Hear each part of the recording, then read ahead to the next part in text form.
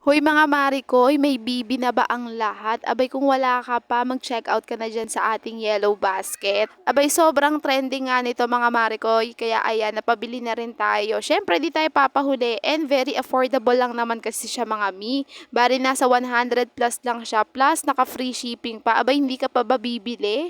Bali need mo pa nga siya i-assemble mga mari ko, pero super dali naman niya and meron naman mga video tutorial paano siya buuin. Bali ito yung on and off niya, tas dito nilalagay yung battery. So ako muna yung naglagay nito, yung Happy Duck ME na yan. Tas meron siyang mga stickers, yun lang yung mga sinubukan ko, pero the rest si tatay na yung nag-ayos.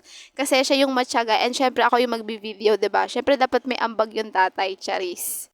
Pero kung nahihirapan ka nga mag-assemble mga mi, pwede nyo panoorin tong video na to. So, check nyo na lang paano nilagay ni tata yung mga slides na yan. Super dali lang naman talaga niyang i-assemble mga mi. Kaya ayan, pina-assemble na natin kay tata. And syempre, siya na rin nagdikit ng mga sticker kasi dito ako nag-i-struggle mga mi sa pagdidikit ng stickers.